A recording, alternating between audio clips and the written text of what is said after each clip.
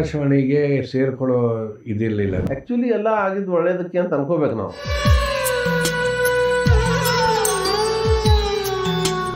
ಗುರುವಾಗಿ ಕೂಡ ಬಹಳ ಹೆಸರು ಮಾಡಿದೆ. ಹೇಗೆ ಅದು ಕಲಿಸ್ಬೇಕು ಅನ್ನೋದು ನನಗೆ ಇರಲೇ ಇಲ್ಲ. ಫಸ್ಟ್ ಕೆಲವೊಂದು ಟಿ ವಿ ಸೀರಿಯಲ್ಗಳಿಗೆ ನನಗೆ ಹಾಡಕ್ಕೆ ಅವಕಾಶ ಸಿಗ್ತಾವೆ. ಈ ಲೋಕ ಸುಂದರ ನಗುವ ಕಣ್ಣುಗಳಿಗೆ ನಾನು ತುಂಬ ಖುಷಿಪಟ್ಟು ದಾಸಪದಗಳನ್ನ ಹಾಡ್ತಿದ್ದೆ ಅವಾಗ.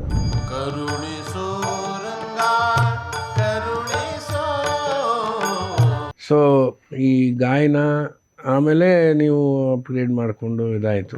ಬಟ್ ಆಕಾಶವಾಣಿಗೆ ಸೇರ್ಕೊಳ್ಳೋ ಇದಿರಲಿಲ್ಲ. ಪ್ರಯತ್ನ ಮಾಡಿದೆ. ಯಾಕಂದ್ರೆ ನಿಮ್ಮ ತಂದೆ ಇದ್ರು, ಅದು ಇದ್ರು, ಪ್ರಯತ್ನ ಮಾಡಿದೆ ನಾನು. ಬಟ್ ನಮ್ಮ ಹಣೆ ಬರ್ದಾಗಿದ್ರೆ ಆಗುತ್ತೆ. ಹೌದು, ಇಲ್ಲ ಅಂದ್ರೆ ಅದಕ್ಕೆ ಏನೋ ಒಂದು ಕಾರಣ ಅಥವಾ ಯಾರೋ ಒಬ್ರು ವ್ಯಕ್ತಿ ಏನೋ ಒಂದು ಆಗುತ್ತೆ ಒಳ್ಳೇದಕ್ಕೆ. ಹಂಗೆ ಇಲ್ಲದೆ ಇದ್ದಿದ್ದಕ್ಕೆ ನೀವು ಬೆಂಗಳೂರಿಗೆ ಬಂದ್ರಿ. ಆಮೇಲೆ ನಿಮ್ಮ ಪರಿಚಯ, ನಿಮ್ಮ ವಿದ್ಯೆ, ಎಲ್ಲರೂ ಇಲ್ಲಿ ಭಾಳ ಜನ ಪರಿಚಯ ಆದರು ನನಗೆ. ಆಮೇಲೆ ಆ್ಯಕ್ಚುಲಿ ಎಲ್ಲ ಆಗಿದ್ದು ಒಳ್ಳೇದಕ್ಕೆ ಅಂತ ಅನ್ಕೋಬೇಕು ನಾವು. ಆದದ್ದೆಲ್ಲ ಉಳಿತಾ ಇತ್ತು. ಪ್ರಯತ್ನ ಮಾಡಿದ್ದೆ, ಅಲ್ಲಿ ಆಗಲಿಲ್ಲ. ಆಮೇಲೆ ನಾನು ಸ್ವಲ್ಪ ಬೇಜಾರಾಯಿತು ಆ ಟೈಮಲ್ಲಿ. ಇದ್ದೂರಲ್ಲಿ ಒಂದು ನೌಕರಿ ಆಗ್ತಿತ್ತಲ್ಲ ಅನ್ನೋ ಒಂದಿತ್ತು. ಒಂದು ಸೆಕ್ಯೂರಿಟಿ, ತಿಂಗಳಾದರೆ ಒಂದು ಸಂಬಳ ಬರೋದು, ಏನೋ ಒಂದು ಜೀವನಕ್ಕೆ ಆಧಾರ ಅನ್ನೋದು ಹಂಗಿತ್ತು. ಬಟ್ ಅದು ಆಗಲಿಲ್ಲ. ಎನಿವೆ ನಾನು ಹಾಗೆ ನನ್ನ ವರ್ಕ್ ನಾನು ಮಾಡ್ತಾ ಇದ್ದೆ. ಯಾರಾದರೂ ಸಾಥಿ ಕರೆದ್ರೆ ಹೋಗೋದು, ಇಲ್ಲಾಂದ್ರೆ ಹಿಂಗೆ ಮಾಡ್ತಾ ಇದ್ದೆ. ಒಂದು ಸರ್ತಿ ಅದು ನನಗನ್ಸಿದ ಮಟ್ಟಿಗೆ 95 ಇರಬಹುದು. ಮೈಸೂರು ದಸರಾ ಫೆಸ್ಟಿವಲಲ್ಲಿ ರಘುನಾಥ್ ನಾಕೋಡ್ ಅವ್ರ ಜೊತೆಗೆ ಲೆಹರಾ ನುಡಿಸ್ಲಿಕ್ಕೆ ಬಂದಿದ್ದೆ. ನಾನು ನುಡಿಸ್ಲಿಕ್ಕೆ ಬಂದಾಗ ಅಲ್ಲಿ ನನಗೆ ನಿಮ್ಗೆ ಅವ್ರಗಳ ಪರಿಚಯ ಎಲ್ಲ ಅಲ್ಲಿ ಧಾರವಾಡದಿಂದನೇ. ಯಾಕಂದರೆ ಅವ್ರ ತಂದೆಯವರು ನಮಗೆ ಭಾಳ ಕ್ಲೋಸ್. ಯಾಕಂದರೆ ತಂದೆಯವ್ರ ಜೊತೆ ರಘುನಾಥ್ ನಾಕೋಡ್ ಅವ್ರ ತಂದೆಯವರು ಕೂಡ ಆಕಾಶವಾಣಿಯಲ್ಲೇ ಇದ್ದರು, ಇವರು ಅಲ್ಲೇ ಇದ್ದರು. ಸೊ ಹಂಗಾಗಿ ನೋಡಿ ಆಕಾಶವಾಣಿ ಪಾತ್ರ. ಹೌದು. ಅಲ್ಲಿ ಬಂದಾಗ ನನಗೆ ಮೈಸೂರಲ್ಲಿ ರಾಜೇಂದ್ರ ನಿರುಪಮ ಅವರು ಸಿಕ್ಕರು. ಅವರು ಸಾರಂಗಿ ನುಡಿಸೋದು ನಾನು ನೋಡಿ ಅವರೇ ಬಂದು ಮಾತಾಡಿಸಿ ಏನು ಅಂತಂದ್ರೆ, ಇಲ್ಲ ನಾನು ಇಲ್ಲೇ ಅವನೇ ಧಾರವಾಡದವನು. ತುಂಬ ಖುಷಿಪಟ್ಟರು ಅವರು. ನಮ್ಮದೇನಾದರೂ ರೆಕಾರ್ಡಿಂಗ್ಸ್ ಇದ್ದರೆ ಕರೆದ್ರೆ ನೀವು ಬರ್ತೀರಾ ಅಂತ ಕೇಳಿದರು. ಖಂಡಿತವಾಗ್ಲೂ ಬರ್ತೇನೆ ಸರ್. ಸೊ ಅದೊಂದು ಮಾರ್ಗ ಆಯಿತು. ಅವರೇ ಕರೆಸ್ಲಿಕ್ಕೆ ಪ್ರಾರಂಭ ಮಾಡಿದರು. ಅವ್ರು ಕರೆಸಿದ್ರೆ ಅನ್ಸತಿ 3-4 ದಿವಸ ಇಲ್ಲಿ ಇರಬೇಕಾಗ್ತಿತ್ತು. ಹೌದು, ಪ್ರೊಡಕ್ಷನ್. ಸೊ ಅಲ್ಲಿಂದ ಮತ್ತೆ ಮಾಯಾದಿದಿ ಅವ್ರದ್ದು ಪರಿಚಯ ಆಯಿತು. ಹೌದು, ಹಿಂಗೆ ಒಂದಕ್ಕೊಂದು ಲಿಂಕ್ ಬೆಳೆದು ಆಮೇಲೆ ನಮ್ಮ ಕ್ಯಾಸೆಟದ್ದು ತುಂಬ ಆವಾಗ ಇತ್ತು. ಎಷ್ಟು ನೋಡಿದ್ದೀನಿ ನಾನು. ಸಾರಂಗಿ ನುಡ್ಸೋರೆ ಇದ್ದಿರಲಿಲ್ಲ. ಸೊ ಅಲ್ಲಿಗೆ ಬಂದೆ. ಇಲ್ಲಿ ಬಂದು ಕೂಡ ನನ್ನ ಕಲಿಕೆ ಅಂತೂ ನಿಲ್ಲಿಲ್ಲ. ನಾನು ಪ್ರತಿದಿನಾನು ಏನೋ ಒಂದು ಹೊಸದು ಕಲೀಲೇ ಬೇಕಾಗುವಂಥ ಪರಿಸ್ಥಿತಿ ಬರೋದು, ಕಲಿತಿದ್ದೆ. ಆಮೇಲೆ ನೀವೆಲ್ಲ ಜೊತೆಗಿರ್ತಿದ್ರಲ್ಲ. ಸಾರಂಗಿ ನಮ್ಮ ದಕ್ಷಿಣದಲ್ಲಿ ಯಾರು ಇದ್ರೋ ಇಲ್ಲೋ ನನಗೆ ಗೊತ್ತಿಲ್ಲ. ದಕ್ಷಿಣದಲ್ಲಿ ಯಾರೂ ಇರಲಿಲ್ಲ. ಫಸ್ಟು ಧಾರವಾಡದಲ್ಲಿ ನಮ್ಮ ತಂದೆಯವರು ಇದ್ದರು. ದಿಲ್ರುಬಾ ನುಡ್ಸೋರು ಇದ್ರು. ಇನ್ನು ಏನೋ ಅವರು ಬೆಳಗಾವದಲ್ಲಿ ಒಬ್ರು ಧರ್ಮಾಧಿಕಾರಿ ಅಂತಿದ್ರು. ಇಲ್ಲ, ಇಲ್ಲೊಬ್ರು ಇದ್ರು. ಅಚ್ಚಾ, ನಾಗರಾಜ್ ಶಾಸ್ತ್ರಿ ಅಂತ. ಅಚ್ಚಾ. ಆತ ಎರಡೂ ಪದ್ಧತಿನೂ ಭಾಳ ಚೆನ್ನಾಗಿ ನುಡ್ಸೋರು. ಬಟ್ ಏನೋ ಅವ್ರದ್ದು ಯಾವುದು ರೆಕಾರ್ಡಿಂಗ್ ಇಲ್ಲ. ಬಟ್ ಚೆನ್ನಾಗಿ ನಮ್ಮ ತಂದೆಯವ್ರು ಹೇಳೋದು, ತುಂಬ ಒಳ್ಳೆ ಕೈ ಆತನಿಗೆ ಅಂತ. ಆಮೇಲೆ ನಿಮ್ಗೆ ಸುಂದರ್ ಗೊತ್ತಿತ್ತಲ್ಲ, ತಬ್ಲಾ ಸುಂದರ್, ಅವನು ದಿಲ್ರುಬಾ ನುಡ್ಸೋನು. ಸಂತೂರು ನುಡಿಸಿದ್ರು. ಸಂತೂರು, ಸೀತಾರು, ದಿಲ್ರುಬಾ, ತಬ್ಲಾ ನಿಮ್ಮ ಥರನೇ ಅವನು. ಬಟ್ ಅವನು ಸಂತೂರು ನೋಡಿ ಯಾರೂ ಇರಲಿಲ್ಲ ಅವಾಗಿರಲಿಲ್ಲ. ಅವರು ಚೆನ್ನಾಗಿ ನುಡ್ಸೋನು. ಅಲ್ಲ, ಆ ಟೈಮಲ್ಲಿ ಆ ಇಂಡಸ್ಟ್ರಿಯಲ್ಲಿ ನಾವು ಸಿಗ್ತಿದ್ದಂಥ ಕಲಾವಿದರಲ್ಲಿ ಎಲ್ಲ ಒಳ್ಳೊಳ್ಳೆ ಕಲಾವಿದರು. ಆಮೇಲೆ ಅಷ್ಟೊಂದು ಜನ ಇರ್ತಿದ್ವಲ್ಲ, ಅದು ಏನೋ ಯಾರಿಂದನೋ ಯಾರಿಗೋ ಒಂದಿಷ್ಟು ವಿದ್ಯೆ ನಾವು ಕಲಿತಾ ಇದ್ವಿ. ನೋಡಪ್ಪ ರೆಕಾರ್ಡಿಂಗ್ ಅಂದರೆ ಹೀಗೆ. ಹೊಸದಾಗಿ ಬಂದಿರೋರಿಗೆ ಕಷ್ಟ ಇರೋದು. ಹೌದು, ಖಂಡಿತ. ಆಮೇಲೆ ಈ ಪಂಚಿಂಗು ಅದು ಇದು ಇರಲಿಲ್ಲ. ಮಾಡಿದ್ರೆ ಪೂರ್ತಿ ಹಾಡು, ತಪ್ಪಿದ್ರೆ ಎಲ್ಲರೂ ಒಬ್ಬನ ನೋಡೋರು ಏನೋ ಮಾಡ್ಬೇಕಲ್ಲ. ಅದರಿಂದ ನಮಗೂ ಅಲರ್ಟ್ನೆಸ್ಸು ಭಾಳ ಇರ್ತಿತ್ತು. ಇವಾಗ ರೆಕಾರ್ಡಿಂಗು ಅಂತಾರೆ ಕೆಲವರು ಶಾಸ್ತ್ರಿಗಳು, ಆದರೆ ಅಲ್ಲಿಂದ ಕಲಿಯೋದು ಇದೆ ಭಾಳ. ಮೈಕಿಂದ ಇರ್ಬೋದು, ಟೋನಲ್ಲಿ ಇರ್ಬೋದು, ಭಾಳ ಇದೆ. ಆಮೇಲೆ ಸೂಕ್ಷ್ಮತೆ ಇರ್ಬೋದು, ಆಮೇಲೆ ಲಯ ಒಂದೇ ಲಯದಲ್ಲಿ ಇರಬೇಕು. ಇದೆಲ್ಲ ಇದೆ. ತುಂಬ ನಾವು ಸುಮ್ಮನೆ ಅದನ್ನು ಏನೋ ಸಿನಿಮಾದೋ ಭಾವಗೀತೆದೋ ಅಥವಾ ಹಂಗೆ ಹೇಳೋಕ್ಕಾಗಲ್ಲ. ಕಲಿಕೆ ಸಂಗೀತ ಕಾಮನ್, ಸ್ವರಗಳು, ಆ ಉಪಯೋಗ ಮತ್ತು ಅದ್ರ ಭಾವನೆ ಅದರಿಂದ ಇರೋದು ಬರ್ಕೊಳ್ಳೋದು. ಹೌದು ಹೌದು ಬರ್ಕೊಂಡು ನೋಡಿ ಆ ಕ್ಷಣಕ್ಕೆ ಅಷ್ಟೇ ಬರಬೇಕು. ಹೌದು. ಏನೇ ಸಾಧನೆ ಮಾಡಿರಿ 8 ಅವರ್ ನಮಗೆ ಇಷ್ಟೇ. ಸೊ ಇದೆಲ್ಲ ಒಂದು ಚಾಲೆಂಜ್, ಅದಕ್ಕೆ ನೀವು ಒಪ್ಕೊಂಡ್ರಿ. ಅದು ನಾನು ನೋಡಿದ್ದೀನಿ. ನಿಮ್ಗೆ ಗೊತ್ತಿರೋ ವಿಷಯ ಎಲ್ಲ ನಾವೆಲ್ಲ ಒಟ್ಟಿಗೆ ಇರ್ತಿದ್ವಿ.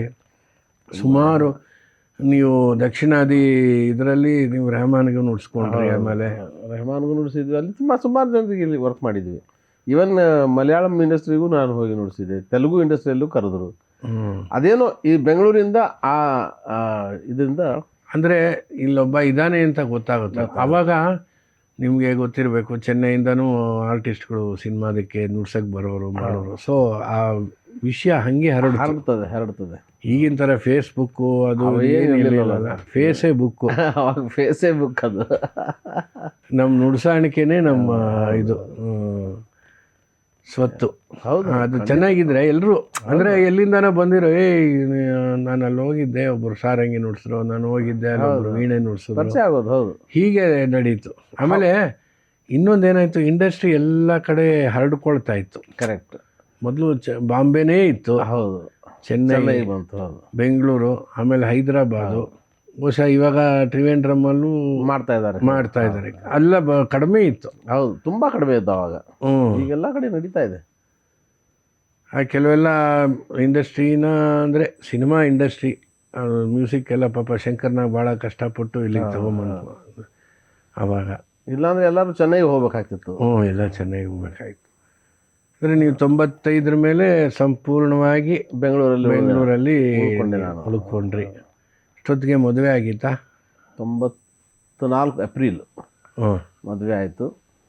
94ರಲ್ಲಿ ಮದುವೆ ಆದಮೇಲೆ ನಾನು ಒಂದು ಸ್ವಲ್ಪ ದಿವಸದಲ್ಲಿ ಮಿಸ್ಸಸ್ನು ಇಲ್ಲೇ ಕರ್ಕೊಂಡು ಬಂದೆ. ನಾನು ಬಂದೆ, ನನಗೆ ಒಂದು ಮಗು. ಆವಾಗ ಅವನು 10 ತಿಂಗಳದವನು ಇರೋ ತನಕ ಧಾರವಾಡದಲ್ಲೇ ಇದ್ದರು.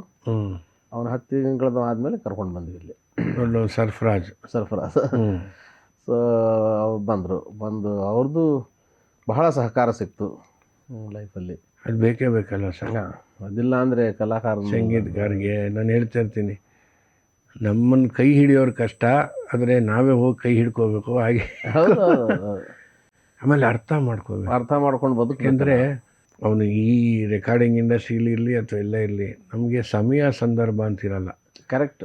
ಈ ಸಮಯಕ್ಕೆ ಹೋಗ್ತೀವಿ, ಆದರೆ ಆಗಿನ ಕಾಲದ ಈಗ ಊರುಗಳಿಗೆ ಹೋಗೋದಿದ್ರು ವಾಪಸ್ ಬರಬೇಕು ಅಂದರೆ ಬಸ್ಸಲ್ಲೇ ಬರಬೇಕು. ಈಗಿನ ಥರ ಗಾಡಿಗಳು ಕಾರು ಇಲ್ಲ. ಅವಾಗ ಈಗ ಅನುಕೂಲ ತುಂಬ ಅನುಕೂಲ ಇದೆ.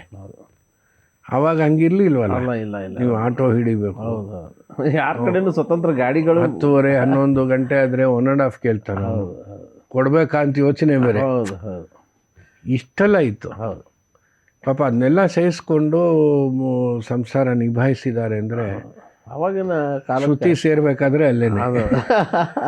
ನೀವು ಮನೆ ಬಿಡುವಾಗ ಒಂದು ಶಾಂತ ರೀತಿ ಮನಸ್ಸಿದ್ರೇನೆ ಮುಂದಿನ ಕೆಲಸ ಆಗೋದು ಅಲ್ವಾ? ನಾನು ತಿರ್ಗಾ ಹೋಗ್ಬೇಕಾ, ತಿರ್ಗಾ ಅವ್ರನ್ನ ಫೇಸ್ ಮಾಡಬೇಕಾ ಅಂತಿದ್ರೆ ನಮ್ಮ ಕೆಲಸಗಳು ಸುಖ ಇರೋದಿಲ್ಲ. ಕಲೆಗೆ ನಾವು ಎಲ್ಲೂ ಏನು ಜಸ್ಟಿಫೈ ಮಾಡೋಕ್ಕಾಗೋದಿಲ್ಲ ಅಲ್ವಾ ಸರ್? ಖಂಡಿತ. ಸೊ ಇಲ್ಲಿ ರೆಗ್ಯುಲರ್ ಆಗಿ ನೀವು ತೊಡಗಿಸ್ಕೊಂಡ್ರಿ ಗಾಯನ ಇದು. ಬಟ್ ಜೊತೆಗೆ ನೀವು ಗುರುವಾಗಿ ಕೂಡ ಭಾಳ ಹೆಸರು ಮಾಡಿದ್ರಿ. ಹೇಗದು? ಮುಂಚೆಯಿಂದ ಅಲ್ಲಿ ಏನೋ ಪಾಠ ಮಾಡ್ತಿದ್ರ? ಪಾಠ ಅಂದರೆ ಅಷ್ಟು ನಾನು ಕಲಿಸ್ಬೇಕು ಅನ್ನೋದು ನನಗೆ ಇರಲೇ ಇಲ್ಲ. ಫಸ್ಟು ಧಾರವಾಡದಲ್ಲಿ ಏನೂ ಇರಲಿಲ್ಲ. ಆಮೇಲೆ ಸುಮಾರು ಜನ ಇಲ್ಲ ನಮ್ಗೆ ಸ್ವಲ್ಪ ಹೇಳ್ಕೊಡ್ರಿ ಅಂತ ಯಾರಾದರೂ ಬಂದರೆ ಹೇಳ್ತಿದ್ದೆ. ನಾನು ಹಾಗೆ ಪಾಠ ಮಾಡಲೇಬೇಕು ಅಂತ ಇರಲಿಲ್ಲ. ಆವಾಗಲೂ ಕೂಡ ನಾನು ಬೆಂಗಳೂರು ಬರೋಕ್ಕಿಂತ ಮುಂಚೆನೂ ಕೂಡ ಅಂಥ ಪರಿ ಪಾಠ ಮಾಡಲೇಬೇಕು ಅಂತ ಇರಲಿಲ್ಲ ನನಗೆ. ಯಾಕಂದರೆ ನಾನೇ ಕಲಿಯೋದು ಬೇಕಾದಷ್ಟಿತ್ತು. ಹೌದು. ಹಿಂಗಾಗಿ ಪಾಠ ಮಾಡ್ತಿರಲಿಲ್ಲ. ತುಂಬ ಚಿಕ್ಕವ್ರು ಯಾರಾದರೂ ಹುಡುಗರು ಬಂದರೆ ಒಂದು ಸ್ವಲ್ಪ ಸರ್ಗಮ್ ಏನೋ ಹೇಳಿಕೊಟ್ಟೆ, ಹಿಂಗೆ ಮಾಡೋ ಅಂತ ಹಿಂಗೆ ನಡೀತಿತ್ತು. ಇಲ್ಲಿ ಬಂದ ಮೇಲೆ ನಾನು ಇದು ತೊಡಗಿಸ್ಕೊಂಡೆ. ಒಂದು ಸ್ವಲ್ಪ ಕೆಲವೊಂದು ಟಿ ವಿ ಸೀರಿಯಲ್ಗಳಿಗೆ ನನಗೆ ಹಾಡೋಕ್ಕೆ ಅವಕಾಶ ಸಿಗ್ತಾವೆ. ಹೌದೌದು. ಕೆಲವೊಂದು ಆವಾಗ ಸೀರಿಯಲ್ಗಳು ತುಂಬಾ ನೋಡ್ತಿದ್ರು ಜನ ಅಂತ ಕಾಣಿಸುತ್ತೆ ನನಗೆ. ಕೆಲವೊಂದು ಸೀರಿಯಲ್ಗಳು ಚೆನ್ನಾಗಿತ್ತು ಆವಾಗ. ಆ ಹಾಡುಗಳನ್ನು ನಮ್ಮ ಪ್ರವೀಣ್ ಡಿ ಅವರು ಕಂಪೋಸ್ ಮಾಡಿದರು. ಸೊ ಅವರು ಹಾಡಿಸಿದ್ರು ನನಗೆ, ಜನರಿಗೆ ಇಷ್ಟ ಆಯಿತು. ಈ ಲೋಕ ಸುಂದರ ನಗುವ ಕಣ್ಣುಗಳಿಗೆ, ಈ ಹಾಡು ಸುಂದರ ಮಿಡಿವ ಮನಸ್ಸುಗಳಿಗೆ. ಹಂ ಬಲವೇ ಈ ಬಾಳಿನೆಡೆಗೆ. ಅದಾದಮೇಲೆ ಒಂದು ETV ಅವ್ರದ್ದು ಕಾಣಿಸ್ತದೆ. ಅದು ಅವರು MSILದವರು ಒಂದು 20 ಹಾಡುಗಳನ್ನು ಹಾಡಿಕೊಡ್ರಿ ಅಂತ ಎಲ್ಲ ಕಲಾವಿದರಿಗೂ ಒಂದು ಕಾಂಟ್ರಾಕ್ಟ್ ಥರ ಕೊಟ್ಟಿದ್ರು ಅವರು ಮಾಡ್ಕೊಡೋಕ್ಕೆ. ದಾಸರ ಪದ್ಯಗಳನ್ನು ಅರವಿಂದ್ ಸ್ಟುಡಿಯೋಲಿ ಆಗೋದು. ಹಾಂ, ಅದನ್ನು ಮಾಡಿದ್ವಿ. ಅದನ್ನು ಮಾಡಿದ್ಮೇಲೆ ಕಂಠೀರವಾದಲ್ಲಿ ಒಂದು ಮಾಡಿದ್ರು ನೋಡ್ರಿ ಸರ್. ETVದವ್ರು ಇರ್ಬೇಕದು ಮೋಸ್ಟ್ಲಿ. ನೀವೇ ಹಾಡಬೇಕು ಅಂಥೇಳಿ. ಸರಿ ಆಯಿತು. ನನಗೆ ಅದನ್ನು ನಾನು ತುಂಬ ಖುಷಿಪಟ್ಟು ದಾಸರ ಪದ್ಯಗಳನ್ನ ಹಾಡ್ತಿದ್ದೆ ಅವಾಗ. ಇರಲಿ ಇದೊಂದು ಮಾಡೋಣ ಅಂಥೇಳಿ ಮಾಡಿದೆ. ಅದು ತುಂಬ ಜನರಿಗೆ ಇಷ್ಟ ಆಯಿತು. ಇಷ್ಟ ಆಗಿ ಸಾಕಷ್ಟು ಕಾರ್ಯಕ್ರಮಗಳಿಗೆ ನನಗೆ ಕರೆದ್ರು ಹಾಡಲಿಕ್ಕೆ. ಸೊ ಅಲ್ಲಿಂದ ಸ್ವಲ್ಪ ಜನರಿಗೆ ನಾನು ಹಾಡುತ್ತೀನಿ ಅನ್ನೋದು ಗೊತ್ತಾಯಿತು. ಇಲ್ಲಾಂದರೆ ನಾನಾಗಿ ಯಾರಿಗೂ ಹೇಳ್ಕೊಳಿಕ್ಕೆ ಹೋಗಿರಲಿಲ್ಲ, ನಾನು ಹಾಡ್ತೀನಿ ಅಥವಾ ನನ್ನ ಕರೆಸ್ರಿ, ನನ್ನ ಕಾರ್ಯಕ್ರಮ ಮಾಡಿಸ್ರಿ, ಅದೆಲ್ಲ ಮೊದಲಿಂದನೂ ಅಭ್ಯಾಸ ಇಲ್ಲ. ಸೊ ಜನನೇ ನನಗಿಲ್ಲ ನೀವು ಬಂದು ಹಾಡ್ರಿ. ಅದಾದಮೇಲೆ ಹಾಗೆ ಕ್ರಮೇಣ ಕ್ಲಾಸಿಕಲ್ ಹಾಡ್ತಾರೆ ಇವರು ಅಂತ ನಮ್ಮ ಕಲಾವಿದರಲ್ಲಂತೂ ಡೆಫಿನೆಟ್ಲಿ ಗೊತ್ತಿತ್ತು. ಅವ್ರೇನು ಮಾಡಿದ್ರು, ಇಲ್ಲ ನಮ್ಮ ಸಭೆಗಳು ಒಂದು ಸರ್ತಿ ಹಾಡ್ರಿ, ನಮ್ಮ ಸಭೆ. ಹಿಂಗೆ ಮಾಡಿ ಅದೊಂದು ಸ್ವಲ್ಪ ಬೆಳೀತು. ಆಮೇಲೆ ಒಂದಿಷ್ಟು ಜನ ಕಲಿಯೋರು, ಅವರು ಒಂಥರ ದುಂಬಾಲು ಬೀಳೋದು ಅಂತಾರೆ ನಮ್ಮ ಕಡೆ. ಅವ್ರು ಗಂಟೆ ಬಿದ್ದುಬಿಟ್ರು ಅವರು. ಇಲ್ಲ ನೀವು ಕಲಿಸ್ಲೇಬೇಕು. ನನಗೆ ಟೈಮ್ ಇಲ್ಲೋ, ನನಗೆ ಆಗೋದಿಲ್ಲ ಅಂತ ಹೇಳಿದ್ರು ಕೇಳಿಲ್ಲ. ಇಲ್ಲ ನೀವು ಕಲಿಸ್ಲೇಬೇಕು. ಸರಿ ಆಯಿತು ಬರ್ರಿ.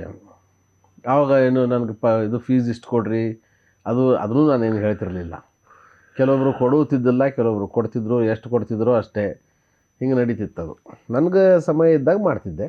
ಆದರೆ ಎಲ್ಲರೂ ಏನಾಗ್ತದೆ ಸರ್, ಕ್ರಮ ಸರಳ ಅನ್ನಿಸ್ಬಿಟ್ರೆ ತುಂಬ ಜನ ಬರ್ತಾರೆ, ಕಠಿಣ ಅನ್ನಿಸ್ಬಿಟ್ರೆ ತುಂಬ ಜನ ಹೋಗಿಬಿಡ್ತಾರೆ. ಸೊ ಅದಾಯಿತು. ಒಂದೊಂದು ಟೈಮಲ್ಲಿ ನಮ್ಮ ಮನೆ ಹಾಲ್ ಫುಲ್ ಆಗಿಬಿಡೋದು, ಅಷ್ಟು ಜನ ಹುಡುಗರು ಬರೋರು. ಆಮೇಲೆ ಅವ್ರಿಗೆ ನಾನು ಒಂದಿಷ್ಟು, ಇಲ್ಲ ಇದನ್ನು ಮಾಡಲೇಬೇಕು, ನೀವು ಇಷ್ಟು ಎಕ್ಸಸೈಸ್ ನೀವು ಅಭ್ಯಾಸ ಮಾಡಿಕೊಂಡೇ ಬರಬೇಕು ಅಂತ ಹೇಳಿದ್ಕೊಳ್ಳಿ. ಹಾಗೆ ಫಿಲ್ಟರ್ ಆಗಿ ನಿಜವಾದ ಕಲಿಯೋರು ಉಳ್ಕೋತಾರೆ. ಅವರೊಂದು 4-5 ಜನ ಉಳ್ಕೊಂಡ್ರು. ಆಮೇಲೆ ಅವರು ಚೆನ್ನಾಗೂ ಮಾಡ್ತಾಯಿದ್ದಾರೆ.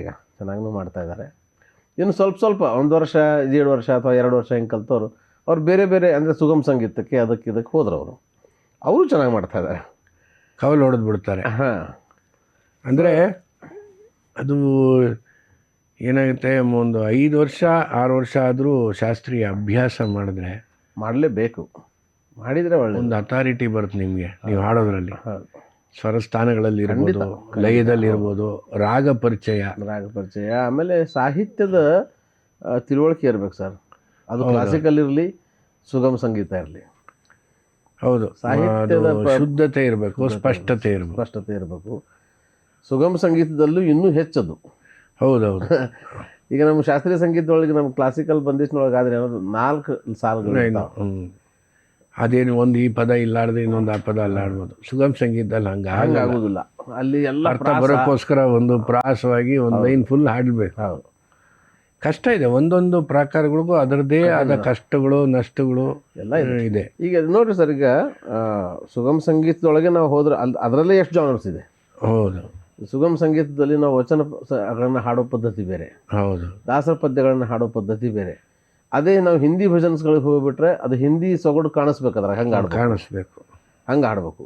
ಹಿಂದಿ ಭಜನ್ನಲ್ಲಿ ಹಿಂದಿ ಇವ್ರದ್ದು ಮೀರಾಬಾಯ್ದು ಬೇರೆ, ಕಬೀರ್ದಾಸು, ಸೂರದಾಸು, ನಾನಕ್ ಜಿ ಕವಿಗಳು, ಕಬೀರ್ ದೋಹಾಗಳು. ಹೌದು, ಅಂದರೆ ಅದೇ ಶೈಲಿಗಳಿದೆ. ಆಮೇಲೆ ಭಾಷೆನೂ ಸ್ವಲ್ಪ ಬ್ರಿಡ್ಜ್ ಭಾಷೆ, ಅದು ಇದು ಹಿಂದಿ ಥರ ಕೇಳಿದ್ರು. ಹೌದು, ಅದು ಭೋಜ್ಪುರಿ ಮಿಕ್ಸ್ ಇರ್ತದೆ.